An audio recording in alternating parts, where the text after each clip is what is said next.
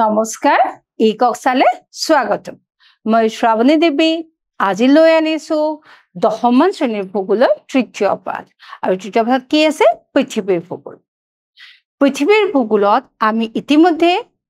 পঢ়ি আহিছো যে পৃথিৱীৰ মহাসাগৰ মহাদেশবিলাকৰ কথা মহাসাগৰবিলাকটো আমি পঢ়িলোৱে এতিয়া আমি পঢ়িম কি মহাদেশবিলাকৰ বিস্তৃতি মহাদেশবিলাকৰ অৱস্থিতি তাৰ ভিতৰত আৰু সৰু সৰু কি দেশ আছেনো সেইবিলাকৰ কথা আমি পঢ়িম চাওচোন যে কি আছে প্ৰথমে এছিয়া মহাদেশ বিশ্বৰ আটাইতকৈ ডাঙৰ মহাদেশ ইয়াৰ কিমান ডাঙৰ যে 44.6 নিযুত কিলোমিটাৰ বৰ্গ কিলোমিটাৰ ইয়াৰ বিস্তৃতি মূলত উত্তৰ গোলাৰ্ধত অৱস্থিত এই ম্যাপখন চালে চোৱা ম্যাপখনত আমি দেখা পাম এছিয়া এই গোটেই কাজাখিস্তানৰ পৰা জৰ্জিয়া সাইপ্ৰাছ এই গোটেইবিলাক ইণ্ডিয়া এই গোটেইবিলাক কি হয় এছিয়া মহাদেশৰ অংশ এতিয়া এছিয়া মহাদেশখন আমি যদি ভালকে চাওঁ দেখিম যে দুটা ত্ৰিভুজ উলুটাকে লগাই থৈ দিয়া হৈছে কাৰণ আমাৰ মহাদেশৰ তলখিনি প্ৰায় ত্ৰিভুজৰ নিচিনা আৰু এছিয়া মহাদেশখন পৃথিৱীৰ ভিতৰত সকলোতকৈ ডাঙৰ মহাদেশ আৰু ক'ত অৱস্থিত উত্তৰ গোলাৰ্ধত অৱস্থিত ইয়াৰ বিস্তৃতি উত্তৰত 78 ডিগ্ৰী উত্তৰ অক্ষাংশৰ পৰা দক্ষিণে 10 ডিগ্ৰী উত্তৰ অক্ষাংশলৈ পশ্চিমে 25 ডিগ্ৰী পূব দ্ৰাঘিমাংশৰ পৰা পূবে 170 ডিগ্ৰী পশ্চিম দ্ৰাঘিমাংশলৈকে বিস্তৃত গতিকে এছিয়া মহাদেশখন এখন ডাঙৰ মহাদেশ প্ৰশান্ত মহাসাগৰ অৱস্থিত দ্বীপসমূহ যিবিলাক Japan Taiwan Philippine Java Sumatra Borneo আদি আৰু ভাৰত মহাসাগৰত আন্দামান আৰু নিকোবৰ দ্বীপপুঞ্জ শ্ৰীলংকা লাক্ষাদ্বীপ মালদ্বীপ বাহৰেইন আদি এই সকলোবোৰ কি হয় যদিও দুখন মহাসাগৰ অৱস্থিত এই দুইখন মহাসাগৰ এই দ্বীপবিলাক আমাৰ এছিয়া মহাদেশৰ ভিতৰত পৰে তোমালোকক দ্বীপবিলাক মই এবাৰ দেখাব পাৰো চোৱা ম্যাপখনত এই গোটেইবিলাক দ্বীপ দেখিছা Japan Taiwan Philippines Brunei Malaysia Singapore Indonesia এইবিলাক হ'ল এখন শ্ৰীলংকা এইবিলাক হ'ল মালদ্বীপছ এইফালেও মানে কি আছে লাক্ষাদ্বীপ বিলাক আছে লাক্ষাদ্বীপ আৰু মিনিকয় দ্বীপপুঞ্জ এই সকলোবিলাক কি হয় আমাৰ এছিয়া মহাদেশৰ ভিতৰত পৰে আৰু দ্বীপপুঞ্জ বুলি কিয় কয় তোমালোকে জানাই যেতিয়া দ্বীপবিলাক একেলগে থুপ খাই থাকে তেতিয়া তাক দ্বীপপুঞ্জ বুলি কোৱা হয় এছিয়া মহাদেশৰ চাৰি সীমা উত্তৰ দিশত উত্তৰ মহাসাগৰ দক্ষিণে ভাৰত মহাসাগৰ বেৰিং জলপ্ৰণালী বা জলদ্বীপ আৰু পূবে প্ৰশান্ত মহাসাগৰ পশ্চিমে লোহিত সাগৰ সুৱেজ খাল ভূমধ্য সাগৰ ককেছাছ পৰ্বত কাস্পিয়ান সাগৰ ইউৰাল নদী আৰু ইউৰাল পৰ্বতমালা 2014 চনৰ যদি আমি জনপ্ৰিয় লওঁ সেই জনপ্ৰিয় মতে কিমান 430 কোটি জনসংখ্যা এছিয়া মহাদেশৰ বিশ্বৰ জনসংখ্যাৰ প্ৰায় 3/5 তাৰমানে গোটেই বিশ্বৰ যদি জনসংখ্যা আমি ভাগ কৰো তাৰে কি হ'ব 5 ভাগত ভাগ কৰিলে 3 ভাগে এছিয়া মহাদেশত থাকে তাৰ এছিয়া মহাদেশ কিমান জনবহুল এছিয়া মহাদেশত মুঠ 51খন দেশ আছে এছিয়া উচ্চ পৰ্বতমালা মালভূমি নদীৰ উপত্যকা নিম্নভূমি উপকূলীয় সমভূমি দ্বীপ মৰুভূমি আদিৰে আবৃত তাৰ মানে ভূ-অৱয়বৰ ফালৰ পৰা ইয়াতে কি আছে বিভিন্ন ধৰণৰ আমি ভূ-অৱয়ব পাম অতি ওখ পৰ্বতৰ পৰা আৰম্ভ কৰি অতি নিম্ন অঞ্চললৈকে চাপৰ অঞ্চললৈকে আমি কি পাম এছিয়া মহাদেশত পাম ইয়াৰ মাজৰ অংশ কেন্দ্ৰীয় অংশ বা মাজৰ অংশ পাহাৰ আৰু মালভূমিৰে ভৰি আছে এছিয়া মহাদেশৰ মাজৰ অংশখিনি পাহাৰ আৰু মালভূমিৰে ভৰি আছে কি গুৰুত্বপূৰ্ণ পৰ্বতমালা আছে বাৰু এছিয়া মহাদেশত উত্তৰ দক্ষিণত ইউৰাল পৰ্বতমালা পশ্চিম সীমা গঠন কৰে তাৰমানে উত্তৰ দক্ষিণ ফালে যদি এছিয়া মহাদেশৰ উত্তৰ দক্ষিণ ফালে চাওঁ তাত আমি কি দেখা পাম ইউৰাল পৰ্বতমালা দেখা পাম আৰু ইউৰাল পৰ্বতমালাৰ পশ্চিম সীমাতে আছে মধ্যাংশত আছে বিশ্বৰ সৰ্বোচ্চ হিমালয় পৰ্বতমালা আৰু হিমালয় পৰ্বতমালাৰ শাখাবোৰ সেই শাখাবোৰ কি কাৰাকৰম পৰ্বতমালা কুনলুন পৰ্বতমালা আলটাইন পৰ্বতমালা টিয়েনচান পৰ্বতমালা আলটাই পৰ্বত আৰাৱলী পৰ্বতমালা আৰু তোমালোকে জানানে হিমালয় এখন পৰ্বত নহয় হিমালয় পৰ্বতমালা হিমালয়ত কি পাও আমি তিনি ধৰণৰ পৰ্বতৰ শাৰী আছে এটা আছে উচ্চ হিমালয় মাজৰখিনি আৰু তাৰ কাষৰখিনি কি হয় ক্ৰমান্বয়ে চাপৰ যে হিমালয়ত তিনি শাৰী পৰ্বত আছে আৰু সেই তিনি শাৰী পৰ্বতে বেছিভাগ কি হয় এছিয়া মহাদেশৰ মাজভাগতে অৱস্থিত আৰু এইবিলাক হ'ল হিমালয়ৰ শাখা পৰ্বতবিলাক হিমালয় পৰ্বতত অতি পৃথিৱীৰ ভিতৰতে ওখ শৃংগ কি আছে এভাৰেষ্ট আৰু এভাৰেষ্টৰ কি হয় ৮৮৪৮ মিটাৰ আমি যদিও এতিয়া ৮৮৪৮ মিটাৰ বুলি কওঁ কিন্তু ভূবিজ্ঞানীসকলে কৈছে যে এভাৰেষ্টৰ উচ্চতা কি হৈ আছে বাঢ়ি আছে আৰু লাষ্ট জোখা মতে এভাৰেষ্টৰ উচ্চতা কিমান ৮৮৫০ মিটাৰ ইয়াৰ দ্বিতীয় হিমালয়ৰ দ্বিতীয় সৰ্বোচ্চ শৃংগ বা পৃথিৱীৰ দ্বিতীয় সৰ্বোচ্চ শৃংগ হ'ল গডউইন অষ্টিন বা তাক মাউণ্ট K2 বুলিও কোৱা হয় উচ্চতা কিমান ৮৬১১ মিটাৰ কাৰাকোৰম পৰ্বতমালাত এয়া অৱস্থিত কাৰাকোৰম পৰ্বতমালা হৈছে হিমালয়ৰ এটা শাখা পৰ্বত আৰু তাতে অৱস্থিত হৈছে গডউইন অষ্টিন বা K2 গুৰুত্বপূৰ্ণ মালভূমি মালভূমি পৰ্বত কাক কয় যে ৯০০ মিটাৰতকৈ ওখ যিবিলাক ভূমি সেই ওখ ভূমিবিলাকক পৰ্বত বুলি কোৱা হয় আকৌ মালভূমি কি জানানে যে পৰ্বতৰ ওপৰৰ পৰ্বত বা পাহাৰৰ ওপৰৰ সমান জাগাবিলাকক কি বুলি কোৱা হয় মালভূমি মালভূমি কি তিব্বত মালভূমি পামিৰ মালভূমি সাইবেৰিয়ান মালভূমি মংগোলীয় মালভূমি ডেক্কান মালভূমি আৰবীয় মালভূমি আৰু ইৰাণ মালভূমি ইয়াৰ ভিতৰত সবতকে পামিৰ মালভূমিখন হৈছে বিশ্বৰ ভিতৰতে ওখ পৃথিৱীৰ ভিতৰতে আটাইতকৈ ওখ মালভূমি কি পামিৰ মালভূমি সেইটো এটা প্ৰশ্ন হ'ব পাৰে মনত ৰাখিবা পৰ্বত পাহাৰ আৰু মালভূমি অঞ্চলৰ পৰা উৎপত্তি হোৱা বহুতো বৃহৎ নদী উত্তৰ দক্ষিণ আৰু পূব দিশত সাগৰ আৰু মহাসাগৰলৈ বৈ গৈ কেইবাটাও উৰ্বৰ সমভূমি বা বদ্বীপ গঠন কৰিছে আমি জানো যে আমি যেতিয়া ক্লাছ 9তো পঢ়িছো যেতিয়া নদীবিলাক পৰ্বত পাহাৰৰ পৰা বৈ আহে বা ডাঙৰ হ্ৰদৰ পৰা বৈ আহি পেলাই আকৌ আন এটা উৎসত গৈ পৰেগৈ সেই তাৰ মাজত বিভিন্ন ধৰণৰ ভূ অৱয়ব সৃষ্টি কৰে গতিকে এই পৰ্বত পাহাৰ যেহেতু এছিয়াৰ মাজভাগতে হিমালয় পৰ্বতখাৰী আছে তাৰ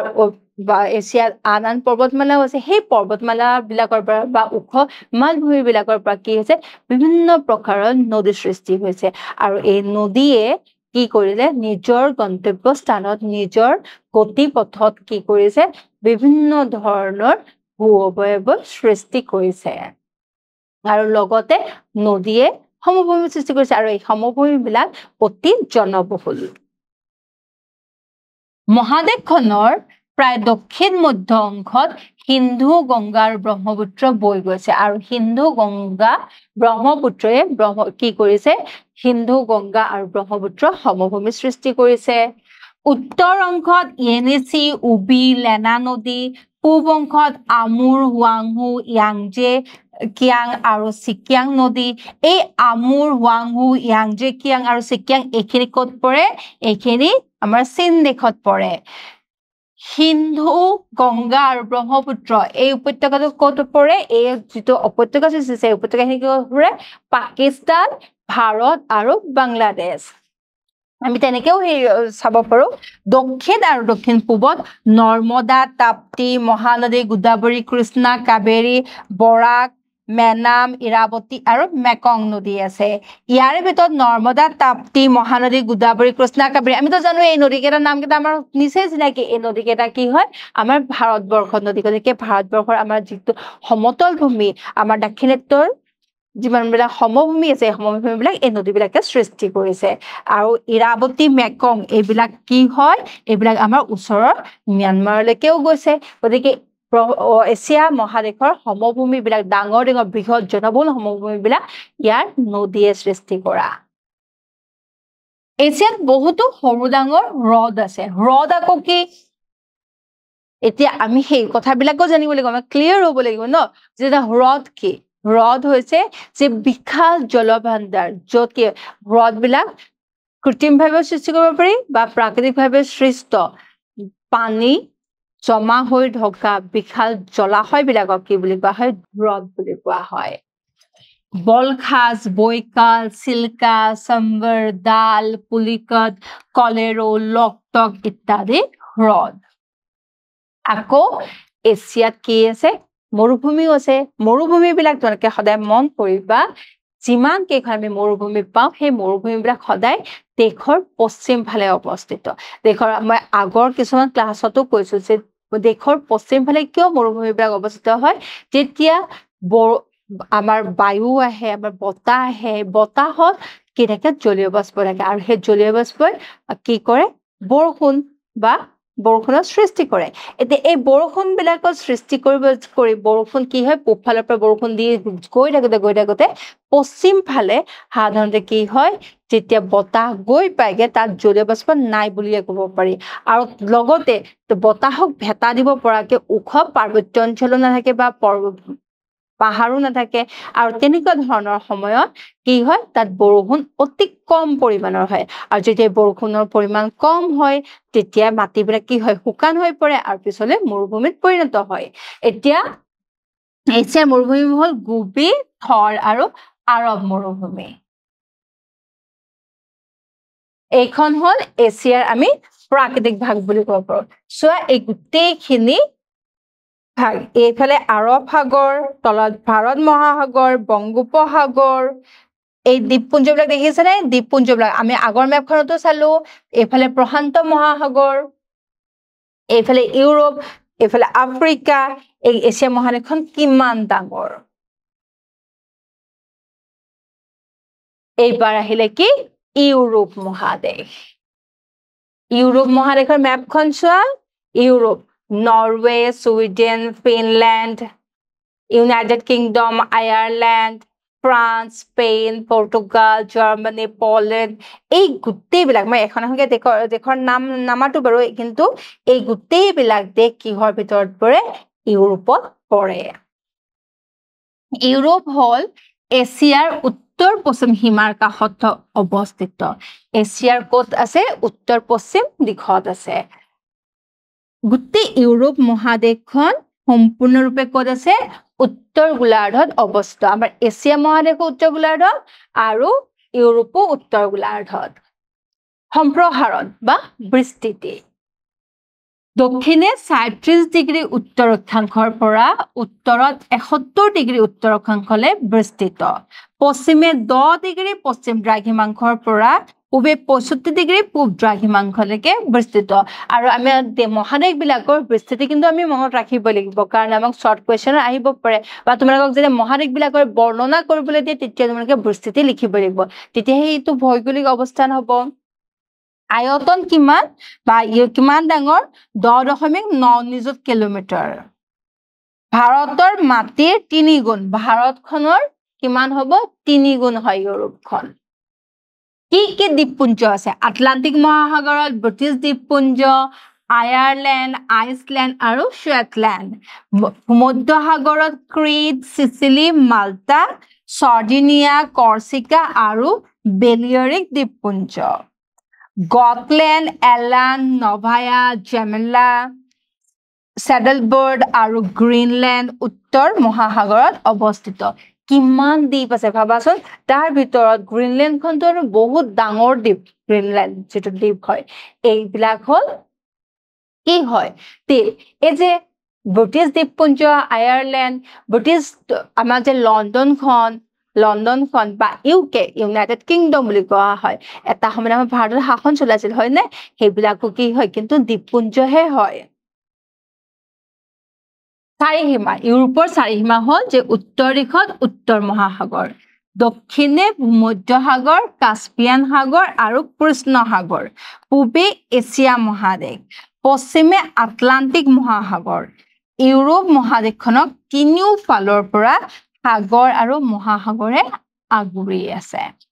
গতিকে তোমালোকে চাৰিসীমাখিনি মনত ৰাখিব আৰু সদায় মই বাৰে বাৰে যেনেকৈ কওঁ যে মেপ আঁকি আঁকিহে তোমালোকে পঢ়িবা তেতিয়া তোমালোকৰ মনত থাকিব আকৌ মই কৈ দিছোঁ যে উত্তৰ দিশত উত্তৰ মহাসাগৰ দক্ষিণে ভূমধ্য সাগৰ কাস্পিয়ান সাগৰ আৰু কৃষ্ণ সাগৰ পূবে এছিয়া মহাদেশ পশ্চিমে আটলান্টিক মহাসাগৰ ইউৰোপ মহাদেশখনক চাৰিওফালে কি কৰিছে পানীয়ে আৱৰি ধৰিছে বা আৱৰি আছে প্ৰাকৃতিকভাৱে ইউৰোপ এছিয়াৰ পৰা ইউৰাল পৰ্বতমালা আৰু ইউৰাল নদীৰ দ্বাৰা পৃথকীত মানে এছিয়া আৰু ইউৰোপৰ মাজৰ সীমাৰেখা হ'ল ইউৰাল পৰ্বতমালা আৰু ইউৰাল নদী এছিয়াৰ জনসংখ্যা 2014 মতে কিমান 2014 মতে 430 কোটি বিশ্বৰ জনসংখ্যা কিমান 3 পঞ্চমাংশ আৰু সেই হিচাপে ইউৰোপৰ জনসংখ্যা কিমান 76 কোটি গতিকে বিশ্বৰ জনসংখ্যাৰ কিমান 10.4% ইউৰোপ কি হয় ইউৰোপত এছিয়াতকৈ যথেষ্ট জনসংখ্যা কম ইউৰোপ মহাদেশত কিমানখন দেশ আছে 44খন এছিয়াত কিমানখন আছিলে 51খন গতিকে মনত ৰাখিবা দেই ইউৰোপৰ ভূ-প্ৰাকৃতিক গঠন অতি জটিল আৰু বৈচিত্ৰ্যময় কিয় জটিল বুলি কোৱা আছে কাৰণ ভূ-প্ৰাকৃতিকভাৱে ইউৰোপক দুটা ভাগত ভাগ কৰিব পাৰি এটা আছে উত্তৰ অংশ আৰু এটা আছে দক্ষিণ অংশ আৰু তাৰ মাজত বেছি অঞ্চলে কি আছে বেছি অঞ্চলে দ্বীপপুঞ্জ সাগৰৰ মাজৰ অঞ্চল আৰু মাজত পৰ্বতখাৰীও আছে উত্তৰ অংশ পশ্চিমে ফ্ৰান্স উপকূলৰ পৰা পূবে ইউৰাল পৰ্বতমালালৈকে বিস্তৃত প্ৰায় সমতল ভূমি পশ্চিমে ফ্ৰান্স উপকূলৰ পৰা পূবে ইউৰাল পৰ্বতমালালৈকে বিস্তৃত অঞ্চলখিনি কি হয় প্ৰায় সমতল তাত কি নাই সিমান বেছি ওখ জায়গা নাই কিন্তু দক্ষিণ অংশ স্পেইনৰ পৰা কৃষ্ণ সাগৰলৈকে অতি অসমান পৰ্বত পাহাৰ আৰু মালভূমি আৰু বিভিন্ন ধৰণৰ উচ্চভূমি আমি তাত পাওঁ গতিকে আমি ক'ব পাৰোঁ যে উত্তৰ অংশ প্ৰায় সমতল কিন্তু দক্ষিণাংশ কি হয় বিভিন্ন ধৰণৰ অসমান ভূ-ভাগ আমি দেখিবলৈ পাওঁ দক্ষিণে ইউৰোপৰ গুৰুত্বপূৰ্ণ পৰ্বতমালা সেইবিলাক হ'ল যে আল্পছ পাইৰেনিছ কাৰ্পেথিয়ান আৰু ককেছাছ তোমালোকে পাইছা নে আল্পছ পৰ্বতমালা ককেছাছ পৰ্বতমালাৰ মাউণ্ট এলব্ৰাছ শৃংগ মনত ৰাখিবা দেই মাউণ্ট এলব্ৰাছ শৃংগ ইউৰোপৰ সৰ্বোচ্চ শৃংগ কিমান উচ্চতা 5633 মিটাৰ তোমালোকৰ প্ৰশ্ন হ'ব পাৰে যে ইউৰোপৰ সৰ্বোচ্চ শৃংগটোৰ নাম কি তেতিয়া তোমালোকে লিখিব লাগিব মাউণ্ট এলব্ৰাছ শৃংগ আল্পছৰ সৰ্বোচ্চ শৃংগ হৈছে মাউণ্ট ব্লেংক আল্পছ পৰ্বতৰ সৰ্বোচ্চ শৃংগটো হৈছে মাউণ্ট ব্লেংক কিমান 4807 মিটাৰ আৰু ইউৰোপত বহুতো নদী আৰু হ্ৰদ আছে কাৰণ পৰ্বতমালা যদি থাকে তো তাততো নদী থাকিবই আৰু হ্ৰদো আছে গুৰুত্বপূৰ্ণ নদীবিলাক হ'ল স্পেইনৰ এলব্ৰো ফ্ৰান্সৰ ৰন আৰু চেইন জাৰ্মানীৰ ৰাইন আৰু এলবে পোলেণ্ডৰ উদাৰ আৰু ভিষ্টুলা অষ্ট্ৰিয়া হাংগেৰী আৰু ৰোমানিয়াৰ দানিউব অষ্ট্ৰিয়া হাংগেৰী আৰু ৰোমানিয়া এই তিনিখনৰ মাজত এটাই নদী নদীটোৰ নাম কি হ'ল দানিউব বেলাৰুছ আৰু ইউক্ৰেইনৰ নিপাৰ বেলাৰুছ আৰু ইউক্ৰেইনৰ মাজত এটা নদী এইটো হৈছে নিপাৰ ইটালীৰ পো গ্ৰেট ব্ৰিটেইনত টেমছ আৰু ৰাছিয়াৰ ডন ভলগা আৰু ইউৰাল এই গোটেইকেইটা নদী এতিয়া দেখিছানে যে স্পেইনৰ বিখ্যাত নদী এটাই এইটো হৈছে এলব্ৰো তাৰপিছত ফ্ৰান্সৰ ৰন আৰু চেইন জাৰ্মানীৰ ৰাইন আৰু এলবে পোলেণ্ডৰ উদাৰ আৰু ভিষ্টুলা অষ্ট্ৰিয়া হাংগেৰী আৰু ৰোমানিয়াৰ মাজত এটাই নদী সেইটো হৈছে দানিউব বেলাৰুছ আৰু ইউক্ৰেইনৰ নিপাৰ ইটালীৰ পো গ্ৰেট ব্ৰিটেইনৰ টেমছ ৰাছিয়াৰ ডন ভলগা আৰু ইউৰাল তোমালোকে নদীবিলাক এতিয়া তোমালোকক কোৱা হ'ব যে ৰাছিয়াৰ এটা নদীৰ নাম লিখা বা ক'লে যে ভলগা নদী কোন দেশত পৰে তেতিয়া তোমালোকে ক'ব পাৰিব লাগিব যে ৰাছিয়াত পৰে গতিকে আমি নামবিলাক গুৰুত্ব দি পঢ়িব লাগিব গুৰুত্বপূৰ্ণ হ্ৰদ ওনেগা লেডোগা সুডস্কৱে আৰু ভেনুৰ্ন এখন হৈছে ইউৰোপৰ মেপ দেখিছানে এইফালে কি আছে আটলান্টিক মহাসাগৰ উত্তৰ মহাসাগৰ এইফালে এছিয়া পূবফালে এছিয়া তললে কি আছে আফ্ৰিকা এতিয়া স্পেইনত আমি পালো মাত্ৰ এটা নদী এই দেখিছানে great Britain London great Britain Ireland দেখিছা তাৰপিছত এইফালে নৰৱে ছুইডেন ফিনলেণ্ড এইখিনি ৰাছিয়া আগতে সবতকে ডাঙৰ দেশ বুলি কোৱা আছিল আৰু পিছত যিখন সোভিয়েট ৰাছিয়া ভাঙি পেলাই পিছত বহুত সৰু সৰু দেশলৈ ভাগ হয় আৰু এই গোটেইখিনি ৰোমানিয়া বলিভিয়া ইউক্ৰেইন পোলেণ্ড এই গোটেইবিলাক কি হ'ল মাটিৰে মাজৰ দেশ এইবিলাক হ'ল ইউৰোপৰ এইবাৰ আহিলে আফ্ৰিকা মহাদেশ আফ্ৰিকা মহাদেশ কি হয় কোৱা হয় যে আফ্ৰিকা মহাদেশত পৃথিৱীৰ প্ৰথম মানুহ ক'ত আছিলে আফ্ৰিকা মহাদেশতে আছিলে বিশ্বৰ দ্বিতীয় বৃহত্তম মহাদেশ হ'ল আফ্ৰিকা মহাদেশ ইয়াৰ মাটিকালি হ'ল কিমান 3 কোটি কিলোমিটাৰতকৈ অলপ বেছি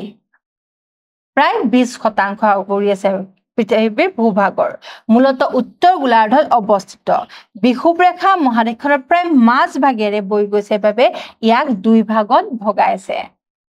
আফ্ৰিকা মহাদেশ আমাৰ সাধাৰণতে নিৰক্ষীয় অঞ্চলত পৰে আৰু ইয়াৰ প্ৰায় মাজভাগেৰে কি গৈছে বিষুৱৰেখাডাল গৈছে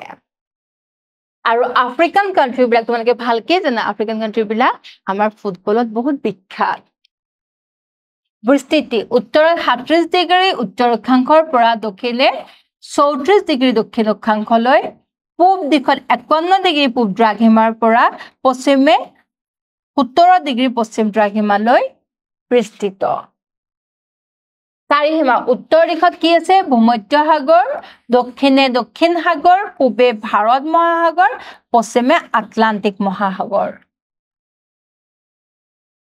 আলজেৰিয়া মহাদেশখনৰ আটাইতকৈ ডাঙৰ দেশ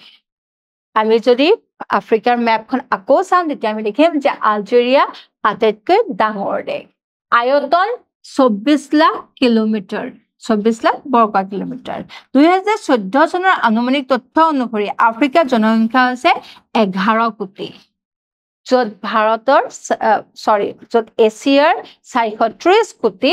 আফ্ৰিকাৰ জনসংখ্যা কিমান 11 কোটি ইউৰোপৰ প্ৰায় 10 কোটি জনসংখ্যা কম আফ্ৰিকাত কিমানখন দেশ আছে 53খন দেশ আছে কিন্তু তাৰ মাজতে মই কৈ থৈ দিওঁ আফ্ৰিকাৰ বেছিভাগ দেশ কি হয় যেটো বিষুৱীয় অঞ্চলত পৰে চিৰসেউজীয়া অৰণ্যৰে আবৃত আৰু তাত জীৱন যাপনটো যথেষ্ট কঠিন কাৰণ তাত অতিপাত গৰম আৰু প্ৰায় বহুত বেছি বৰষুণ হৈ থাকে ঠেক উপকূলীয় সমভূমি বাদ দিলে মহাদেশখনৰ বেছি অংশই এখন বৃহৎ মালভূমি আফ্ৰিকাত কোনো ওখ পৰ্বতমালা নাই সমগ্ৰ মহাদেশখনত সিঁচৰিত হৈ থকা সৰু সৰু উচ্চভূমিয়ে ইয়াৰ ভূ অৱয়বক অসমান কৰি তুলিছে পূব দিশত অৱস্থিত কিলিমাঞ্জাৰো শৃংগ 5895 মিটাৰ মহাদেশখনৰ সৰ্বোচ্চ শৃংগ গতিকে আফ্ৰিকা মহাদেশৰ সৰ্বোচ্চ শৃংগ কি কিলিমাঞ্জাৰো আফ্ৰিকাৰ উচ্চভূমিবিলাক কি উত্তৰ প্ৰান্তৰ এটলাছ পৰ্বত উত্তৰ পূব প্ৰান্তৰ ইথিওপিয়ান উচ্চভূমি পশ্চিম প্ৰান্তৰ এডামাৱা উচ্চভূমি দক্ষিণ আফ্ৰিকাৰ ড্ৰাকেনছবাৰ্গ উচ্চভূমি আৰু মহাদেশখনত কিন্তু যথেষ্ট পৰিমাণৰ নদী আৰু বিল আছে কাৰণ তাত যথেষ্ট পৰিমাণৰ বৰষুণ হয় আৰু সেইকাৰণে তাত নদী আৰু বিল যথেষ্ট আছে গুৰুত্বপূৰ্ণ নদী পৃথিৱীৰ ভিতৰত আটাইতকৈ দীঘল নদীটো কি নীল নদী আৰু এই নীল নদীটো ক'ত আছে নীল নদীটো আফ্ৰিকাতে আছে মই এখন তোমালোকক আফ্ৰিকাৰ মানে নদীৰ ফটো দিব আছে এই যে নীলা নীলা চিনবিলাক যে আছে এই গোটেই নীলা চিনবিলাকে আছে নীলাৰে আকাবিলাকে হৈছে নদী এইটো হৈছে নীল নদী দেখিছানে নীল নদী পৃথিৱীৰ ভিতৰত আটাইতকৈ দীঘল নদী গতিকে নীল বিশ্বতে কংগো বা জাইৰে আফ্ৰিকান ভাষাত কি কোৱা হয় জাইৰে এই কংগো নদীটো এইটো কংগো নদী এইটো কংগো নাইজাৰ জেম্বেছি লিমেম্পো নামবিলাক দে সেনেগাল লুৰিও কেলেডন অৰেঞ্জ ভল্টা সিবেউগু আৰু লুৱাংগুৱা নদীবিলাকৰ নাম যেনেকুৱা তেওঁলোকৰ নাম মানুহৰ নামবিলাকো তেনেকুৱা আমাৰ উচ্চাৰণ কৰিবলৈ টানেই লাগে কিন্তু তথাপিতো আমি মনত ৰাখিব লাগিবই কি আকৌ চোৱা পৃথিৱীৰ ভিতৰত আটাইতকৈ দীঘল নদীটো বুলি ক'লে কিন্তু তোমালোকে মনত ৰাখিবা কৈ নীল নদী আৰু ক'ত অৱস্থিত আফ্ৰিকাত অৱস্থিত আৰু বাকী নদীবিলাকৰ নামবিলাক ভালকে পঢ়িবা হ্ৰদ যেহেতু বৰষুণ প্ৰধান অঞ্চল গতিকে তাত যথেষ্ট হ্ৰদ আছে ভিক্টোৰিয়া টাংগানিকা ভল্টা কেবৰা বাচ্চা মালাবি কিভু এবে এলবৰ্টছা ন্যাসা তুৰ্কানা কোচো এইবিলাক হৈছে হ্ৰদৰ নাম বিশ্বৰ আটাইতকৈ ডাঙৰ মৰুভূমি সাহাৰা মৰুভূমিখনো কিন্তু ক'ত আছে আফ্ৰিকা মহাদেশতে আছে আফ্ৰিকাৰ ডাঙৰ সবকে ডাঙৰ সাহাৰা মৰুভূমি তাৰ উপৰিও কি আছে কালাহাৰী আৰু নামিবিয়া মৰুভূমিও আফ্ৰিকা মহাদেশত আছে এই চোৱা আফ্ৰিকা মহাদেশৰ মেপৰ ভিতৰত আমি যদি চাওঁ সাহাৰা ডেজাৰ্ট মই দেখাই দিছো সাহাৰা ডেজাৰ্ট কিমান ডাঙৰ আৰু এই সাহাৰা ডেজাৰ্টখন ক'ত আছে আমাৰ আফ্ৰিকা মহাদেশতে আছে আফ্ৰিকা চোৱা এইডাল বিষুৱ ৰেখাডাল কি হৈছে পুৰা মাজেৰে পাৰ হৈ গৈছে এইডাল বিষুৱ ৰেখা মাজেৰে পাৰ হৈ গৈছে পাৰ হৈ গৈ পেলাই এটা অংশ উত্তৰ আৰু এটা অংশ দক্ষিণলৈ ভাগ কৰিছে আৰু তাৰ ভিতৰত আমি পাইছিলো না আলজেৰিয়া সবতকে ডাঙৰ দেশ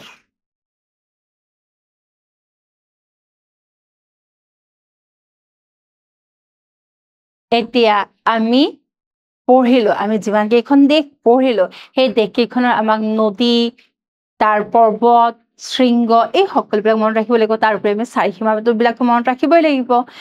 এতিয়া আমাৰ কি কিনো মনত আছে কি কিনো বুজি পালো এতিয়া চাওঁচোন পৃথিৱীৰ দ্বিতীয় উচ্চতম শৃংগ পৃথিৱীৰ প্ৰথম উচ্চতম শৃংগটো কি এভাৰেষ্ট শৃংগ আৰু দ্বিতীয় উচ্চতম শৃংগটো কি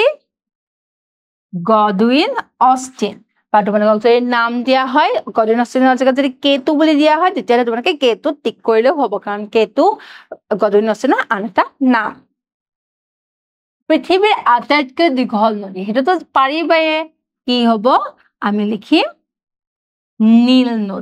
নীল নদী বা ইংলিছত কোৱা হয় নাইল যে পৃথিৱীৰ আটাইতকৈ দীঘল নদী আশা কৰো তোমালোকে এইখিনিলৈকে ভালকে বুজি পাইছা আজিলৈ এৰিছো ধন্যবাদ